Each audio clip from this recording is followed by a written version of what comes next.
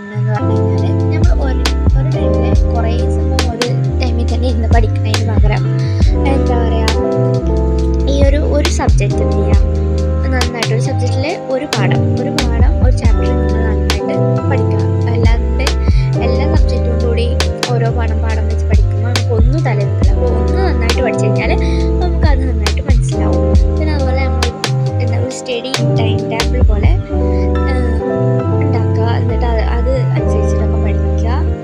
പിന്നെ കുറച്ച് ബ്രേക്ക്, ഒരേ ഇരിപ്പിൽ പഠിച്ചാൽ നമുക്ക് ചിലപ്പോൾ നമുക്ക് ഒരു ബ്രേക്കൊക്കെ എടുത്തിട്ടൊക്കെ പഠിക്കാം. പക്ഷേ സത്യം പറഞ്ഞാൽ അത് ഒന്നും ഞാൻ ചെയ്യാത്ത കാര്യമാണ്. പക്ഷേ കുറേ വ്ളോഗൊക്കെ കണ്ട് അതിൽ നിന്നൊക്കെ മനസ്സിലായ കുറച്ച് കാര്യങ്ങളാണ് ഇതിൽ പറയുന്നത്.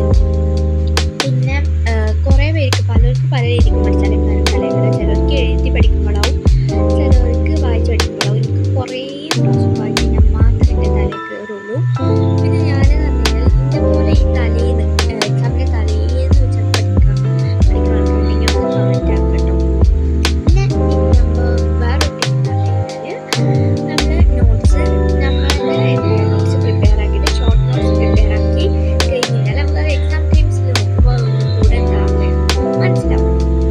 പിന്നെ മലയാളത്തിലൊക്കെ പാഠം നന്നായി ക്ലിയർ ആയിട്ട് വരും. ഇതൊക്കെ ഞാൻ നേരത്തെ പറഞ്ഞ ഷോർട്ട് നോട്ട്സ് ഞാൻ തന്നെ കുറച്ചായിട്ട് പ്രിപ്പയർ ചെയ്ത് ഷോർട്ട് നോട്ട്സ് ആക്കുന്നത്.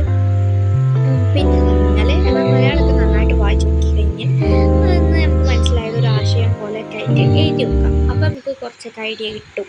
അതേപോലെ ഇംഗ്ലീഷിൽ ലെറ്റർ ആ പാഠം നന്നായിട്ട് ഇതാക്കുക. എന്നിട്ട് അതിൽ നിന്ന് വരുന്ന ആക്ടിവിറ്റീസൊക്കെ സ്വന്തമായിട്ടൊന്ന് ചെയ്ത് നോക്കുക. പിന്നെ അതുപോലെ മോഡൽ ക്വസ്റ്റ്യൻ പേപ്പേഴ്സ് യൂട്യൂബിലും, പിന്നെ അതുപോലെ നമുക്ക് വാങ്ങാനൊക്കെ മോഡൽ ക്വസ്റ്റ്യൻ പേപ്പേഴ്സുള്ള ഒരു ബുക്കൊക്കെ കിട്ടും.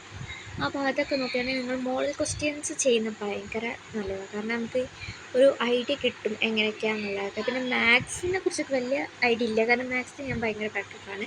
മാത്സിൻ്റെ തലയിൽ അത്ര കയറില്ല. അപ്പം മാത്സ് നമ്മൾ ചെയ്ത് നോക്കിക്കഴിഞ്ഞാലേക്കാളും ഒന്നും കൂടെ തലയിൽ കയറുക. പിന്നെ ഞാൻ ഇന്ന് പഠിച്ചത്, അപ്പോൾ ഞാൻ ഓരോ ഡേയിലും ഓരോ സബ്ജക്ട്സാണ് പഠിക്കുന്നത്. ഇന്നലെ ഞാൻ ജോഗ്രഫി ആയിരുന്നു. പിന്നെ ഇന്ന് ഞാൻ പഠിക്കുന്നത് ബയോളജിയാണ്. അപ്പോൾ ബയോളജിക്ക് ഞാൻ പഠിച്ചു കഴിഞ്ഞ് ബയോളജി പഠിച്ചതിന് ശേഷം പിന്നെ ഞാൻ എന്ത് ചെയ്തു, ഹിസ്റ്ററി ഇന്നലെ ജോഗ്രഫി അല്ല ഹിസ്റ്ററിയാണ് പഠിച്ചിട്ടുണ്ടായിരുന്നത്. ഹിസ്റ്ററി ഒരു ചാപ്റ്റർ മൊത്തമൊക്കെ കംപ്ലീറ്റ് ആക്കി. അപ്പം ബയോളജി പഠിച്ചതിന് ശേഷം ഞാൻ ഇതൊക്കെ ഒന്ന് റിവിഷൻ പോലെ ചെയ്ത് നോക്കിയിട്ടുണ്ടായിരുന്നു. ഒക്കെ ഒന്നും കൂടി ഒന്ന് പറഞ്ഞു നോക്കിയേ, അല്ലെങ്കിൽ നമ്മൾ മറന്നു പോകും ചിലപ്പോൾ. അപ്പം ഇതാണ് ഞാൻ ഈ ഒരു ഹിസ്റ്ററി ഒരു ചാപ്റ്ററാണ് കംപ്ലീറ്റ് ആക്കി. അങ്ങനെ ഓരോ ചാപ്റ്റേഴ്സ് കംപ്ലീറ്റ് ആക്കുമ്പോൾ നമ്മൾ എക്സാമിൻ്റെ ടൈമിൽ ഒന്ന് വായിച്ച് നോക്കുന്ന ടൈമിൽ തന്നെ നമുക്ക് നന്നായിട്ട് ചിലപ്പം മനസ്സിലാവും. പിന്നെ ഞാനിപ്പോൾ ഈ സ്റ്റഡി വ്ളോഗ് പോലത്തെ വ്ളോഗ്സൊക്കെ എനിക്ക് ഇഷ്ടമാണെന്നൊക്കെ ഉണ്ടെങ്കിൽ, ഈ ടൈപ്പ് ഓഫ് വ്ളോഗ്സ് ഇഷ്ടമെന്നുണ്ടെങ്കിൽ നിങ്ങൾ എന്തായാലും കമൻറ്റ് ആക്കുക. ഞാനിതുപോലത്തെ കൂടുതൽ വീഡിയോസ് ഞാനിട്ടാം. പിന്നെ ഞാനത് അടിച്ച് വെച്ചു. ഹിസ്റ്ററി അടിച്ച് വെച്ചിട്ട് ഞാൻ പിന്നെയും ബയോളജിക്കൊക്കെ ഞാൻ വന്നൊരു ബയോളജി ഒന്നുകൂടെ ഞാൻ നന്നായിട്ട് പഠിച്ചിട്ടോ. ഹിസ്റ്ററി ഞാൻ ഇതുപോലെ കുറേ ഇമ്പോർട്ടൻ്റ് ആയിട്ടുള്ള കുറേ എണ്ണം ഇതുപോലെ ഹൈലൈറ്റർ വെച്ചതാക്കി. അപ്പോൾ അത്രേ ഉള്ളൂ ഇന്നത്തെ വീഡിയോ. ബൈ.